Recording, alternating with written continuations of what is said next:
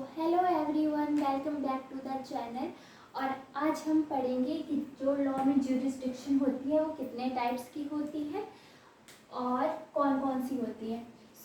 ये जो है वो 5 टाइप्स की ज्यूरिसडिक्शन होती है। फर्स्ट है सब्जेक्ट मैटर ज्यूरिसडिक्शन।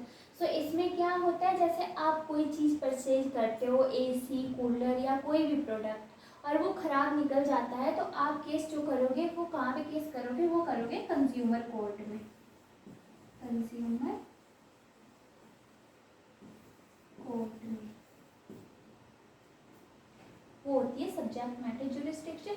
और टेरिटोरियल ज्यूरिसडिक्शन, मान लो चंडीगढ़ में चोरी हो जाती है, तो वो कोई केस जो है वो मोहाली का मैजिस्ट्रेट कोर्ट उसको सॉल्व नहीं करेगा।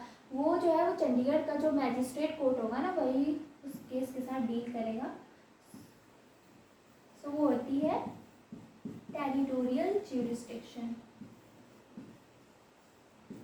थर्ड है ओरिजिनल ज्यूरिसडिक्शन। ओरिजिनल ज्यूरिसडिक्शन, मान लो जैसे कि अगर किन्हीं दो स्टेट्स में ए और बी, मान लो डिस्प्यूट चल रहा है रिवर को लेके या टेरिटरी को लेके, तो जो वो केस है ना वो उन दोनों स्टेट्स के हाई कोर्ट में नहीं जाएगा, वो केस डायरेक्ट जाएगा सुप्रीम कोर्ट में।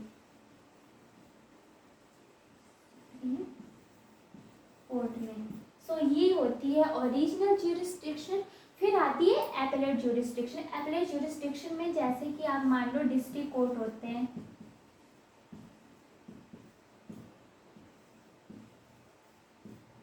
और सेकंड है सबऑर्डिनेट कोर्ट।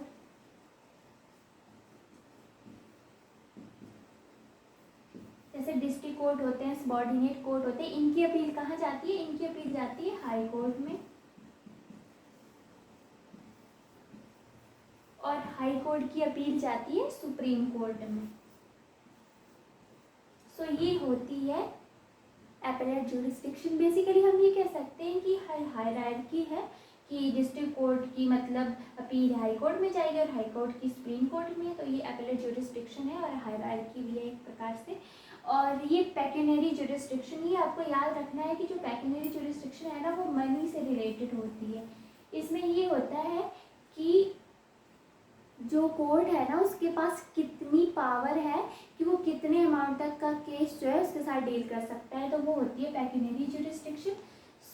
आज के लिए इतना ही। वीडियो अच्छी लगी हो तो लाइक, शेयर और सब्सक्राइब करें। Thank you.